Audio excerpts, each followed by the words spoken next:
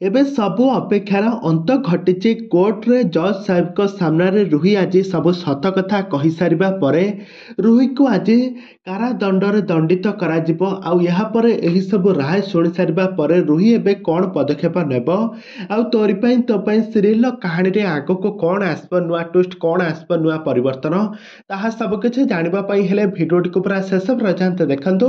ଆଉ ଏହା ପୂର୍ବରୁ ଯଦି ଆପଣମାନେ ଆମ ଚ୍ୟାନେଲକୁ ସବସ୍କ୍ରାଇବ୍ କରିନାହାନ୍ତି ତାହେଲେ ସବସ୍କ୍ରାଇବ୍ କରି ପାଖରେ ଥିବା ବେଲ୍ ଆଇକନକୁ ଦବାଇ ଦିଅନ୍ତୁ। ଦର୍ଶକ ବନ୍ଧୁ, ଆଜି ଆପଣମାନେ ସୋମବାର ମହା ଅଧ୍ୟାୟରେ ତୋରି ପାଇଁ ତୋ ପାଇଁ ସିରିଏଲରେ ଦେଖିବା ପାଇଁ ପାଇବେ ଏକ ଜବରଦସ୍ତ ଏପିସୋଡ। ରାମ କ'ଣ କରିବ ନା ଗୋଟେ ମର୍ଡର କେସ୍ରେ ଫସି ଯାଇଥିବ, ଆଉ ରାମକୁ ରକ୍ଷା କରିବା ପାଇଁ 7 ଜନ୍ମର ସାଥୀ ହୋଇଛନ୍ତି ଚିକି। ଆଉ ଚିକି ଆଜି ଦେବୀ ମାଙ୍କ ସାମ୍ନାରେ ଆଜି ରାମକୁ ରକ୍ଷା କରିବ ବୋଲି ତାର ସିନ୍ଦୁରକୁ ରକ୍ଷା କରିବା ପାଇଁ ଶପଥ ନେଇଥିବ।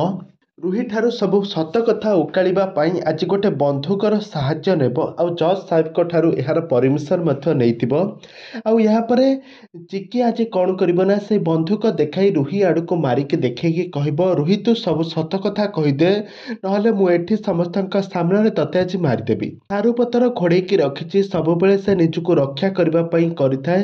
ଆଉ ଆଜି ଯେତେବେଳେ ତା ନିଜ ଜୀବନ ଉପରେ ବାଜି ଲାଗିଯାଉଛି, ରୁହି ଆଜି ସବୁ ସତ କଥା କହିଦେବ। କହିବ, ମୁଁ ହେଲି ଏ ଘରର କେହି ବି ନୁହେଁ, ମୁଁ ଏଠି ଧନ ସମ୍ପତ୍ତି ଆଉ ରାମକୁ ପାଇବା ଆଶାରେ ମୁଁ ଏଠାରେ ପଡ଼ି ରହିଛି। ଏମିତି ସବୁ ସତ କଥା କହିଦେଇ ସେ ବନ୍ଧୁକକୁ ଟଣା ଓଟରା କରି ଚିକିଙ୍କୁ ମାରିଦେବ। ତାପରେ ଚିକି ସେଠାରେ ମରିଯିବେ।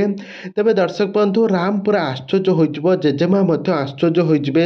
ରୁହିର ସବୁ ସତ କଥା ଜାଣିସାରିବା ପରେ ସେ ଏତେ ଦିନ ହେଲାଣି ଯାହାକୁ ଶ୍ରିୟା ବୋଲି ଏତେ ଦିନ ହେଲାଣି ତାକୁ କହି ଆସୁଥିଲେ, ସେ ହିଁ ଶ୍ରିୟା ନୁହଁ।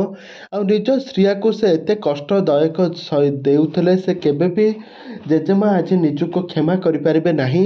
ତେବେ ଦର୍ଶକ ବନ୍ଧୁ, ଆଜି ବହୁତ ବଡ଼ ଟ୍ୱିଷ୍ଟ ଘଟିଯିବ। ଏମିତି କିଛି ଆପଣମାନେ ଦେଖିଲେ ମଧ୍ୟ ଆଶ୍ଚର୍ଯ୍ୟ ହୋଇଯିବେ।